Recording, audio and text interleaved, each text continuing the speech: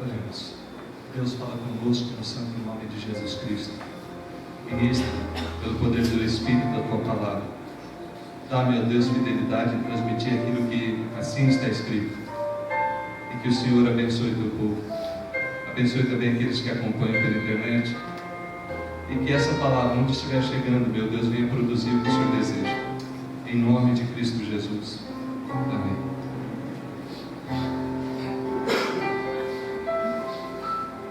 Meus irmãos, novamente, que Deus abençoe a todos. Deus abençoe a tua vida, abençoe o teu entendimento, abençoe aqueles que acompanham pela internet, alguns assistem esse vídeo depois. Mas não são poucas pessoas, irmãos e irmãs sinceros que amam a Deus, que têm dificuldade com o assunto que eu vou tratar nessa noite, a respeito da ressurreição. Abra a palavra de Deus, por favor, na carta do apóstolo Paulo aos Coríntios, primeira carta aos Coríntios, capítulo 15.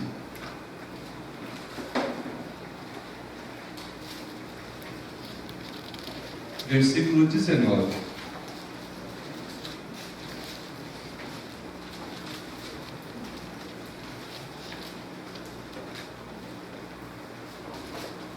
Primeira carta do apóstolo Paulo aos Coríntios, capítulo 15.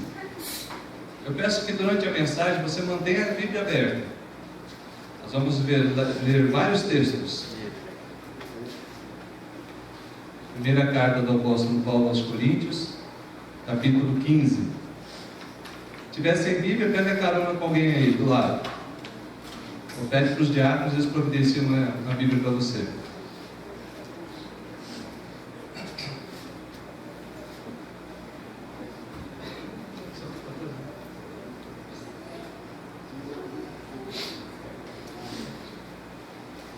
Levante a mão quem quer uma Bíblia, o diabo está passando, já vai entregar para você. Ali no fundo, aqui.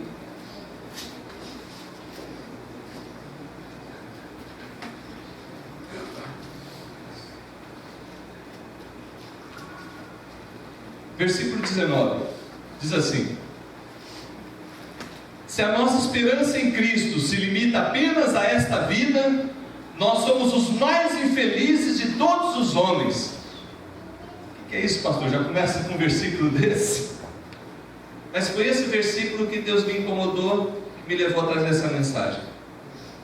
Eu estava pensando qual mensagem trazer nesse domingo, e Deus me incomodou com esse versículo. Várias passagens bíblicas, graças a Deus eu sei decorar. E ficou essa passagem na minha cabeça. Se a nossa esperança em Cristo se limita apenas a esta vida, nós somos os mais infelizes de todos os homens. E eu não quero ser um infeliz. Eu não quero ser alguém que diz que está ligado a Cristo, à videira verdadeira, ao Senhor dos senhores, ao Rei dos reis, e olhar para essa palavra e falar: sou eu. Não quero. Eu quero ver esse versículo aqui exatamente conforme ele tem que ser visto. A minha esperança em Cristo não se limita apenas a esta vida. Por isso eu sou extremamente feliz. Extremamente feliz. Mas existe uma razão pela qual o apóstolo Paulo trouxe aqui nesse versículo 19 essa palavra. Haviam pelo menos dois questionamentos no seio da igreja de Corinto.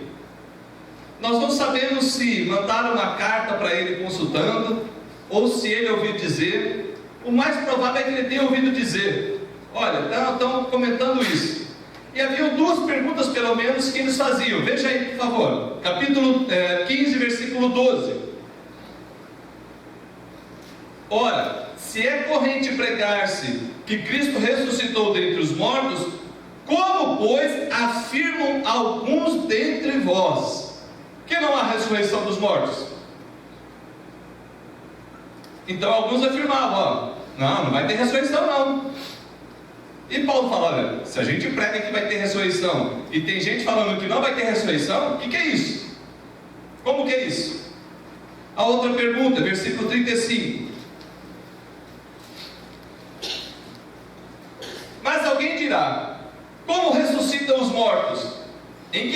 vem? Talvez, meu querido, essa seja também a tua pergunta. Tá, eu até creio na ressurreição, mas como que é isso? Vamos ver. Vamos analisar as Escrituras e buscar o entendimento que Deus estava concedendo através do seu servo apóstolo Paulo para a minha vida, para a tua vida, para a igreja de Corinto e para todos aqueles que em todos os tempos creem no Senhor Jesus Cristo, creram no Senhor Jesus Cristo. Nós vamos fazer uma caminhada bíblica, então vai ser uma pregação misturada com estudo bíblico. E eu peço que vocês prestem atenção, a gente vai estar lendo o texto e explicando o texto. Versículo 1. Irmãos, venho lembrar-vos o evangelho que vos anunciei, o qual recebeste e no qual ainda perseverais. Pois por ele também sois salvos. Se, presta atenção, por ele também sois salvos, se retiverdes a palavra, tal como vou-la preguei, a menos que tenha escrito em vão. Então o apóstolo Paulo fala, olha, o negócio é o seguinte, nós anunciamos o Evangelho, vocês creram no Evangelho, e nós explicamos algumas coisas, vocês continuam naquilo que foi explicado? Vocês são salvos se vocês perseverarem no Evangelho, na palavra de Cristo, porque os apóstolos não estavam transmitindo o ensino deles, estavam transmitindo aquilo que eles tinham recebido de nosso Senhor Jesus Cristo. E o nosso Senhor Jesus Cristo, quando começou a pregar o Evangelho, disse uma coisa básica: arrependei-vos e crede no Evangelho, arrependei-vos e crede nas boas novas. Quais boas novas? De que Cristo veio, de que Cristo morreu pelos nossos pecados, ressuscitou, e é o que ele vai tratar aqui. Presta atenção, vamos lá, versículo 3. Antes de tudo vos entreguei o que também recebi, que Cristo morreu pelos nossos pecados segundo as Escrituras. Que Escritura? Não tinha o Novo Testamento ainda. Haviam várias profecias no Antigo Testamento que falavam do Messias, que é o Cristo. A palavra Messias em hebraico, a palavra Cristo em grego, as duas significam ungido, que na tradição judaica significava aquele que viria da parte de Deus e traria poderosa salvação. Por isso que ele fala, olha, nas Escrituras tem o Antigo Testamento, já havia as palavras de Jesus, mas não tinha o Novo Testamento ainda completo. E ele continua. Então Jesus veio o quê? Morreu pelos nossos pecados, conforme as Escrituras, versículo 4. O qual foi sepultado e ressuscitou ao terceiro dia, segundo as Escrituras. Então novamente ele fala, o Cristo haveria de ressuscitar, ressuscitou. O Cristo haveria de vir, veio. Cristo viveu entre nós, viveu. Então ele vai colocando uma série de fatos. Veja só a sequência. E apareceu a Cefas, aqui é Pedro, e depois aos 12. Depois foi visto por mais de 500 irmãos de uma só vez, dos quais a maioria sobrevive até agora, porém alguns já dormem. A palavra dorme aqui significa morreram. Significa a forma que fica o corpo humano quando é colocado na sepultura. O que ele está querendo dizer aqui? Tem várias pessoas que podem testemunhar que Jesus Cristo morreu, sim, e que ressuscitou, sim. Então ele está mostrando para a igreja de Corinto e para mim e para a tua vida, de que a ressurreição de Cristo não foi invenção de algumas pessoas. Não roubaram o corpo e esconderam o corpo para dizer que ele ressuscitou. Ele de fato havia ressuscitado. Pessoas viram. Inclusive Tomé falou, não, se eu não tocar na mão, se eu não tocar no lado, de modo nenhum crerei. Aí apareceu Jesus e falou, Tomé, o que é isso? Toca aqui, toca aqui. Creia, Tomé. Daí o ditado, você parece Tomé que não crê. Adiante. Depois foi visto por Tiago, mais tarde por todos os apóstolos, e afinal, depois de todos, foi visto também por mim, como um nascido fora do tempo, porque eu sou o menor dos apóstolos, que mesmo não sou digno de ser chamado de apóstolo, pois persegui a igreja de Deus. Alguém que perseguiu, agora passa a ser um pregador. Mas pela graça de Deus sou o que sou, e a sua graça que me foi concedida não se tornou vã. Antes trabalhei muito mais do que todos eles, todavia não eu, mas a graça de Deus comigo. Portanto, seja eu ou sejam eles, assim pregamos e assim creste. Toda essa introdução foi para dizer para a igreja: igreja, vocês continuam no evangelho que foi anunciado? Vocês estão firmados e alicerçados em Cristo? Qual é o Cristo que você crê? Por muito tempo eu acreditava em um Cristo mirradinho, tadinho, fraquinho, pregado numa cruz, e que não conseguia fazer nada por Ele. Era essa a imagem que eu tinha de Cristo. O pessoal bateu, maltratou e Ele morreu, e me passava um crucifixo dele pregado. Eu sabia que Ele tinha ressuscitado, já tinha ouvido essa história, mas não era o que ficava na minha mente. Porém, ao ler as Escrituras, eu vejo que o meu Senhor e Salvador, o teu Redentor, o meu Redentor, Jesus Cristo, ressuscitou. E o Evangelho que nos foi pregado é exatamente esse: de que nosso Senhor veio cumprir o desígnio de Deus completo. Completo. Ele não só morreu pelos nossos pecados, grifa, nossos pecados, mas ressuscitou. Ele não só ressuscitou, Ele subiu aos céus. Ele não só subiu aos céus, Ele está sentado à direita de Deus, o Pai Todo-Poderoso, e intercede por mim e por você. Aleluia, aleluia. Então o pastor Hélio erra, como os seres humanos erram, peca. E lá no céu, à direita do Pai, existe alguém que diz: olha, ele errou sim, mas eu paguei o preço desse erro. Perdoa ele, Pai. E o Pai, por causa do Filho, perdoa o Hélio. E para que o Hélio desfrute desse perdão, presta atenção nisso, eu vou humildemente na presença do Altíssimo e falo: Senhor, me perdoa por causa de teu Filho Jesus Cristo, me perdoa. Eu já ensinei isso aqui uma vez: pecado não confessado é um atrapalho na tua vida.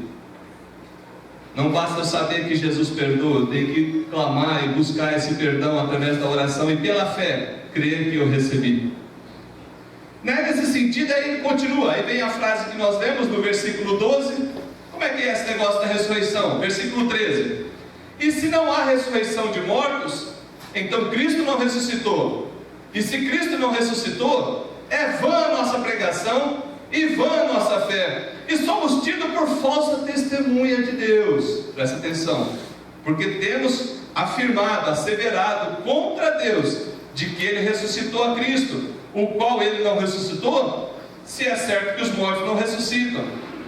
Porque se os mortos não ressuscitam, olha só como é que vai desenvolver o pensamento. Porque se os mortos não ressuscitam, também Cristo não ressuscitou. E se Cristo não ressuscitou, é vã a nossa fé, e ainda permaneceis nos vossos pecados. E ainda mais, os que dormiram em Cristo pereceram. Irmãos, não brinque com a incredulidade. Não queira dar um rolê no inferno. Não queira ter a fé em nosso Senhor Jesus Cristo segundo a sua imaginação. Nós temos a palavra bendita, e é a palavra bendita que tem que nortear a nossa fé, e não aquilo que eu acho, aquilo que eu imagino. Isso aqui que eu li, que você está lendo, está claro para você? Ele ressuscitou, ponto. Só que se você acha que Ele não ressuscitou, todo o restante é desmoronado, todo o restante cai por terra, inclusive o teu perdão, inclusive o perdão para os seus pecados. Eu já vi gente falando: não, pastor, o importante é o Senhor me ajudar aqui na terra. Se a tua esperança se limita apenas a essa terra, você é uma pessoa infeliz. É o que diz a Bíblia.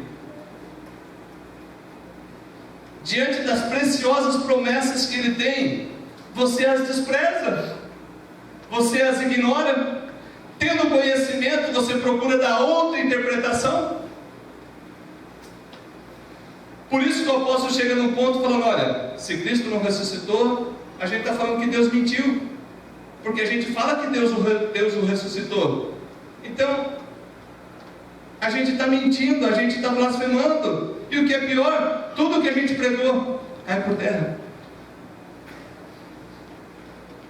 Irmãos, cristianismo não é uma caixinha onde você escolhe o que você vai crer. Presta bem atenção. Cristianismo não é um conjunto onde está cheio de gavetas e você escolhe qual gaveta você quer crer. Ah, eu gosto desse capítulo, esse capítulo eu não gosto. Essa passagem de Jesus é boa. Não, essa passagem ele me corrigiu, não quero. Não é assim. Cristianismo é um conjunto completo de uma obra salvadora poderosa, mas que não dá para ser tirada nem uma vírgula, nem um ponto. Você tirou um ponto, desmorona tudo. Não para a minha fé, a minha continua a mesma, desmorona para você. Porque você vai continuar crendo numa coisa esquisita, num monstro. Sabe o que é monstro? Sem cabeça, sem pé. Ah, eu quero Cristo que morreu por mim e me perdoa. Ah, não creio que Ele ressuscitou. Não, até creio que ressuscitou, mas não subiu aos céus. Até creio que Ele subiu aos céus, mas vai voltar para quê? O mundo aqui está bravo, para que Ele vai voltar? Então você vai arranjando um cristianismo segundo a sua cabeça. Toma cuidado com isso. Repito, tome cuidado com isso. Então a primeira resposta que nós temos aqui à pergunta: Cristo ressuscitou? Sim. Agora vem a segunda: em que corpo? De que forma? Veja só a sequência, versículo 20. Mas de fato, aí ele afirma: de fato, Cristo ressuscitou dentre os mortos, sendo Ele as primícias dos que dormem. Agora complicou de novo. Primícias significa primeiro. Mas e os outros que já tinham ressuscitado? Lembra de Lázaro? Lázaro ressuscitou, João capítulo 11. Nós temos a viúva de Naim, que teve o seu filho ressurreto. Nós temos a filha de Jairo, que também ressuscitou. Nós temos o filho da viúva de Sarepta, de que Elias ressuscitou. Chegamos ao ponto lá no Antigo Testamento de jogarem um corpo de uma pessoa morta sobre os ossos de Eliseu, e no que essa pessoa caiu sobre os ossos de Eliseu, ela ressuscitou. Depois você anota aí, está lá em 2 Reis capítulo 13, versículo 21, depois você vai ler. Existem várias pessoas que ressuscitaram, mas ressuscitaram no mesmo plano. Tinham morrido e voltaram não para uma nova vida, para a mesma vida. Não no outro corpo, no mesmo corpo. Assim aconteceu com Lázaro. Segundo a tradição, nós não temos isso escrito na Bíblia, Lázaro foi morto, porque ele era uma testemunha viva do poder de Jesus Cristo em ressuscitar alguém. Falou, mas não deu para matar, aquela vez não morreu direito, vou matar de novo. Segundo a tradição, e eu creio nela, porque imagine alguém andando em Jerusalém falando: eu sou aquele que Jesus ressuscitou. A raiva que não devia dar nos judeus. Nós matamos Jesus, Ele ressuscitou. Esse aí também está ressurreto? Vamos dar um jeito. Segundo a narrativa bíblica, quando o Senhor Jesus Cristo expirou, vários corpos de pessoas que creram ressuscitaram. Está lá em Mateus 27, 52. Então a Bíblia está repleta de textos que falam de ressurreição, mas não ressurreição final. Ressurreição de gente que tinha morrido e voltou a viver essa mesma vida. Mas aqui está falando que Cristo é primícias dos que dormem, ou seja, daqueles que esperavam em Cristo e tinham morrido em Cristo. Ele é o primeiro a ressuscitar num corpo glorificado. Vejamos aí que já vai ser esclarecido isso. Versículo 21. Visto que a morte veio por um homem, também por um só homem veio a ressurreição dos mortos. Porque assim como em Adão todos morrem, assim também todos serão vivificados em Cristo. Cada um, porém, segundo a sua própria ordem. Cristo, as primícias, depois os que são de Cristo na sua vinda. E então virá o fim, quando Ele entregar o reino ao Deus e Pai, quando houver destruído todo o principado, bem como toda potestade e poder, porque convém que Ele reine, até que haja posto todos os inimigos debaixo dos pés. O último inimigo a ser destruído, qual que é? O último inimigo a ser destruído, a morte. porque todas as coisas sujeitou debaixo dos pés. Quando ele diz todas as coisas lhe estão sujeitas, certamente exclui aquele que tudo lhe subordinou. Quando, porém, todas as coisas lhe estiverem sujeitas, então o próprio Filho também se sujeitará àquele que a todas as coisas sujeitou, para que Deus seja tudo em todos. O que ele começa a dizer aqui? Ele fala, olha, há um projeto de vida, de transformação, de salvação que Cristo veio executar. E esse projeto foi executado e está sendo executado. Objetivamente na história ele já aconteceu. E agora está acontecendo através de vidas e mais vidas que ele tem transformado. Ele é a primícia, mas existe um projeto também para este universo. Queridos, uma coisa que talvez você não entendeu, acho que alguns não entendem, se já entendem, amém, é que o juízo eterno, ele só é eterno porque a morte não haverá. Na escola bíblica eu já expliquei isso algumas vezes, mas eu já conversei com irmãos que não entendem isso. Tem irmãos que falam, tadinho pastor, como é que a pessoa vai sofrer eternamente? Não, não é que vai sofrer eternamente, é que não vai ter morte. Ele não vai nem ter a chance de morrer, porque a morte já não existirá. Lembra qual o último inimigo a ser destruído? A morte. Esse último inimigo vai ser destruído só para os crentes? Vai ser tirado da realidade. Não vai ter morte. Por isso que o inferno também é tormento eterno. Mas isso aí dá outro estudo. Vamos continuar aqui, versículo 29. De outra maneira, que farão os que se batizam por causa dos mortos? Se absolutamente os mortos não ressuscitam, por que se batizam por causa deles? Esta é uma das passagens, não é a mais, mas uma das mais difíceis da Bíblia. Porque batizar-se por causa do morto, e aí você pega vários autores, eles não têm uma posição definida, e eu escolhi a minha. E a que eu escolho aqui, que eu acho mais razoável, é que eles estavam se batizando em razão de não quererem a morte eterna. Como não queriam a segunda morte, foram e se dedicaram a Deus por meio do batismo. Quais as outras que existem? Existem aqueles que creem que a pessoa estava se batizando por causa do testemunho de alguém que já morreu. E segundo algumas tradições, diziam que eles iam no túmulo e se batizavam perto ou sobre aquele túmulo por causa do testemunho cristão que aquela vida deu. Essa é uma posição. Existem outras que falam, não, você se batiza em favor daquele que já morreu para que ele seja salvo. Essa é a mais difícil de você provar.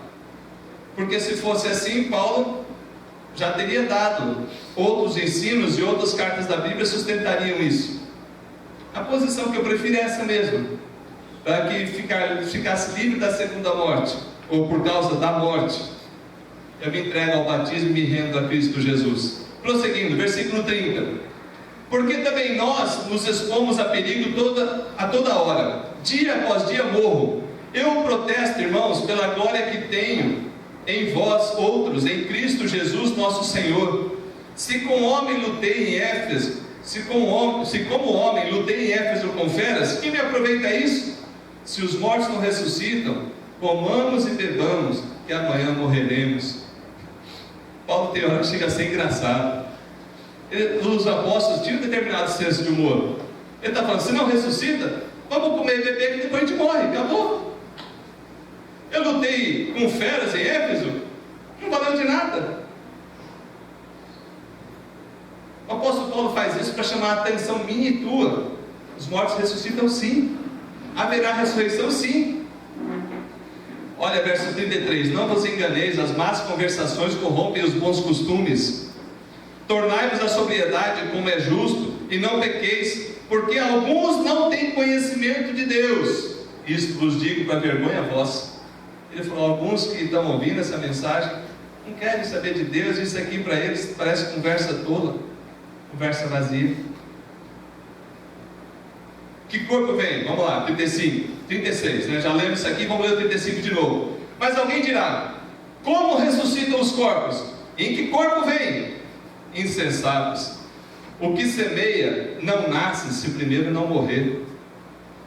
E quando semeias, não semeias o corpo que há de ser, mas o simples grão, como o grão de trigo ou de qualquer outro. Mas Deus, presta atenção, mas Deus lhe dá corpo como lhe aprouve dar, a cada uma das sementes o seu corpo apropriado. Nem toda a carne é a mesma carne, porém uma é a carne dos homens, outra dos animais, outra das aves e outra dos peixes. Também há corpos celestiais e corpos terrestres. Sem dúvida, uma é a glória dos celestiais e outra dos terrestres. Uma é a glória do sol, outra a glória da lua e outra das estrelas. Porque até entre as estrelas até entre estrela e estrela há diferença de esplendor. Presta atenção. Pois assim também é a ressurreição dos mortos. Semeia-se o corpo na corrupção, ressuscita na incorrupção. Semeia em desonra, ressuscita em glória. Semeia em fraqueza, ressuscita em poder. Semeia corpo natural, ressuscita corpo espiritual. Se há corpo natural, há também corpo espiritual. Pois assim está escrito: o primeiro homem, Adão, foi feito alma vivente. O último Adão, porém, é espírito vivificante. Mas não é primeiro o espiritual e sim o natural, depois o espiritual. O primeiro homem formado da terra é terreno, o segundo homem é do céu. Como foi o primeiro homem terreno, tais são também os demais homens terrenos. E como é o homem celestial, tais também os celestiais. E assim como trouxemos a imagem do que é terreno, devemos trazer também a imagem do celestial. Pastor, não ficou claro? Eu sei. A gente vai continuar aqui, você vai entender melhor. O Senhor Jesus Cristo morreu e ressuscitou. Quando Ele ressuscitou num corpo glorificado. Não tem uma outra palavra para nós definirmos isso. No cristianismo, na teologia, a gente fala de um corpo transformado, um corpo glorificado. O que seria esse corpo glorificado? É o mesmo Jesus, é o mesmo corpo, livre de tudo aquilo que deteriora. Nós envelhecemos, nós ficamos enfermos. E se você não morrer de enfermidade, você vai morrer de uma coisa chamada falência múltipla dos órgãos. Quando vai indo, parou. E se Cristo não voltar até chegar a hora da sua passagem, de você morrer, você vai morrer. A morte para nós não é um desespero. A morte para nós não é o fim da existência. Por isso você tem que crer e entender o que é a ressurreição. O Senhor Jesus, ao morrer na cruz, ressuscitou ao terceiro dia num corpo transformado, a ponto de que, no caminho de Emaús, Ele ia conversando com os discípulos não reconheceram. Aí uma pessoa me perguntou uma vez: pastor, a gente vai atravessar a parede? O texto não diz que a gente atravessa a parede. O texto diz que os discípulos estavam reunidos numa sala, Jesus chegou à porta e se pôs no meio deles. Alguns interpretam que Ele passou de porta fechada. Não sei. Mas Ele pode.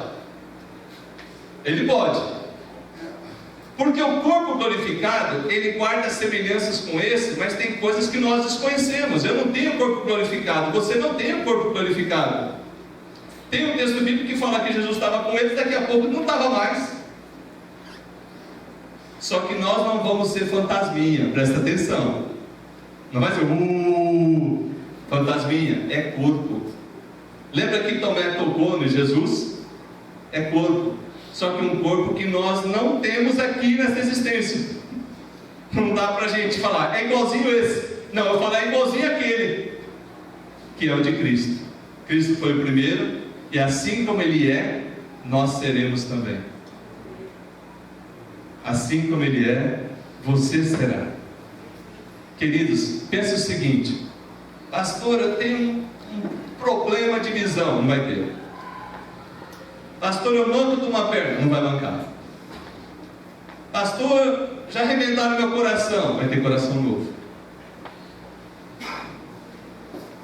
É interessante o testemunho que eu ouvi no Hospital das Clínicas, que num curso de capelania hospitalar que eu fiz, a Elenivação, com a irmã Elevação, e ela conta de uma pessoa que nasceu, cresceu, viveu no hospital. Ali ela aprendeu a ler, a escrever, converteu-se a Cristo, pintava quadro com a boca, e a gente tem as mãos e fica reclamando, né? E uma vez perguntaram: qual que é a sua maior esperança se você vir a morrer? É que no céu eu vou andar. Essa irmãzinha tinha plena consciência de que as debilidades, as deficiências, as situações que passamos nessa existência não terão no porvir, de que o Senhor fará novo todas as coisas, e que essa fé tem que ser forte na minha vida. Eu não posso ficar vivendo nesse mundo difícil e achar que é só isso. Olha a sequência. Isto afirma, irmãos, versículo 50, que a carne e sangue não podem herdar o reino de Deus, nem a corrupção herdar a incorrupção. Eis que vos digo um mistério: nem todos dormiremos, mas transformados seremos todos. Quando você pega esse texto com a carta que ele escreveu aos Tessalonicenses, a segunda carta aos Tessalonicenses, aí você vai entender. O que ele quer dizer é o seguinte: que quem estiver vivo no retorno do Senhor Jesus Cristo não vai ter que morrer para depois ressuscitar, já vai ser transformado. Só que antes dele ser transformado, vai esperar que todos ressuscitem. Quanto tempo o Senhor vai levar para isso? A Bíblia diz. Quem foi que falou? Pode falar mais alto. Abrir e fechar de olhos. Fechou, abriu, ressuscitou todo mundo. Ué, você está aqui? Já? E eu? Transformadinho. E o Senhor? Vem, bendito do meu Pai. Oh, aleluia. Aleluia. Entrar no reino que está preparado para vocês. Aleluia. Irmãos, você tem que sonhar com isso, você tem que vibrar com isso. E esse corpo vai ser transformado, esse corpo vai ser glorificado. E não, tudo aquilo que é limitante, tudo aquilo que nos corrompe, tudo aquilo que degrada, tudo aquilo que estraga a nossa existência não haverá. Guarda isso na tua cabeça. Ficará livre de todos esses males que tanto afetam a tua vida. No abrir e fechar de olhos, ao ressoar da última trombeta, a trombeta soará, os mortos ressuscitarão incorruptíveis, e nós seremos transformados. Carne e sangue não herda reino dos céus. O meu carro eu não vou levar para o céu, o meu dinheiro eu não vou levar para o céu, a minha família eu não garanto que levo-os para o céu. Lá não entra no atacado, é no varejo. Por que a Bíblia diz que estreita a porta e apertado o caminho? Porque lá não é possível arrastar ninguém, é de um em um. Essa é uma linguagem simbólica, irmão. Não é que lá só tem uma portinha, não é isso não. Dá para todo mundo entrar junto, mas é individual. É individual. Seremos transformados. Versículo 53. Porque é necessário que este corpo corruptível se revista de incorruptibilidade, e que o corpo mortal se revista de imortalidade. E quando esse corpo corruptível, ou seja, que se degrada, se revestir de incorruptibilidade, ou seja, que não estraga mais, e o que é mortal se revestir de imortalidade, então se cumprirá a palavra que está escrita: tragada foi a morte pela vitória. Aí vem até uma coisinha assim com a morte, né? Onde está a morte, a tua vitória? Não foi você, Satanás dos infernos, que achava que matando o meu povo ia destruir? Eu tento imaginar esse diálogo. Porque você acha mesmo, irmão? Pensa aqui comigo, pensa comigo. Raciocínio, não está escrito não, raciocínio. Se Satanás soubesse que Jesus morrendo numa cruz traria salvação, ele ia colocar no coração de Judas para trair? Você acha que Satanás sabia do todo desígnio de Deus? Pelo contrário, Satanás fala: Judas não toca nesse cara não, deixa ele livre. Satanás achou que matando o Filho de Deus destruiria o plano eterno, mas foi justamente ali que ele se enganou. E vai chegar o dia aqui, ó, que tragada foi a morte. A morte vai ser derrotada. Aquilo que nos aflige, aquilo que às vezes nos amedronta, vai ser cabalmente eliminado. Oh, aleluia! O aguilhão da morte é o pecado, e a força do pecado é a lei. 57, todos juntos. Graças a Deus, que nos dá vitória, por intermédio de nosso Senhor Jesus Cristo. O ensaio ficou bom, vamos lá de novo. Graças a Deus que nos dá a vitória por intermédio de nosso Senhor Jesus Cristo. Aleluia. Oh, que palavra bendita. O quanto eu olho para essa passagem aqui e vejo esse mundão de meu Deus, essas lutas e dificuldades, saber que elas terão fim. A tua luta não vai durar eternamente. Creia nisso. Confie. Não coloque todas as tuas fichas nessa existência passageira. Trabalhe sim, se esforce, faça o que Deus mandou. Mas a nossa pátria não é aqui. Nós somos peregrinos e forasteiros nessa terra, como diz Pedro. Esperamos novos céus e nova terra onde habita a justiça. Esperamos que o nosso Senhor volte. E um cristão que não tem esperança da ressurreição, ele é infeliz.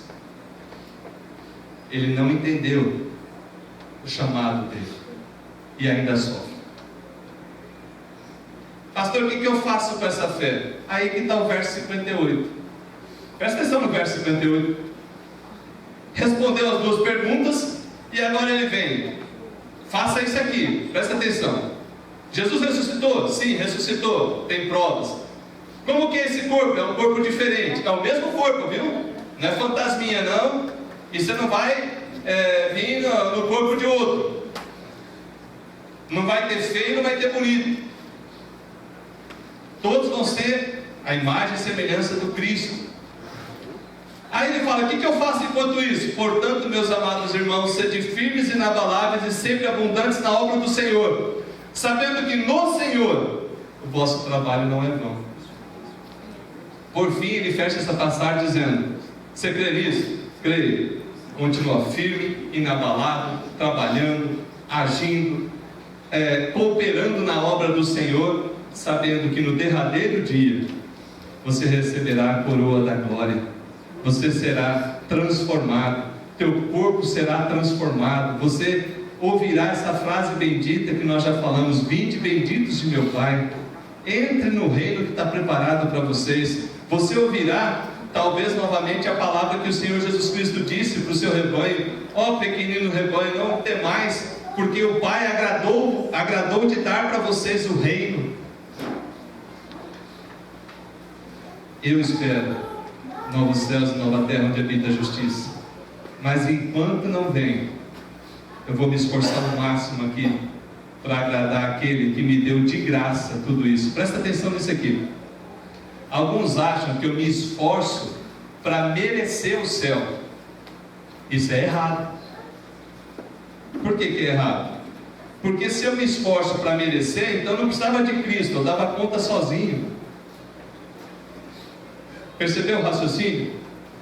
Eu não me esforço para merecer, eu me esforço para prestar gratidão e obediência por tudo que Ele já deu e vai dar. O reino dos céus não é alcançado porque você fez grandes coisas, mas porque Cristo Jesus, nosso Redentor, fez uma obra poderosa e completa. E Ele não vai te deixar no meio do caminho, ainda que você às vezes queira descer do barco. Porque nenhuma gota do sangue de Cristo vai ser desperdiçada. Nenhuma gota. Nenhuma lágrima de Cristo foi em vão. O Senhor é poderoso para te conduzir, é o que o apóstolo Paulo fala em outra carta aos Filipenses, até o último dia. A Ele a glória, o domínio, as ações de graças, eternamente. Que Deus os abençoe. Vamos lá, aqui em pé.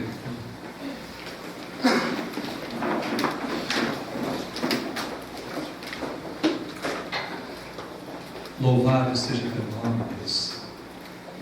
Oh, Pai, que maravilhosa palavra para a nossa vida. Saber que toda essa luta vai ter fim. Saber, meu Deus, que essa corrupção, essa podridão, essa luta que há fora, essa luta que existe dentro, vai acabar. E que o Senhor reservou para nós uma nova vida, uma vida junto a Ti. Oh, bendito seja. Porque Deus, segundo a Tua promessa, esperamos sim essa cidade celestial, essa nova Jerusalém, onde não haverá dor, nem pranto, nem choro, porque as primeiras coisas passaram, onde não haverá morte, onde vamos estar em comunhão perfeita contigo, e poderemos sim, Deus, ver como o Senhor é, e desfrutar da Tua presença, Senhor.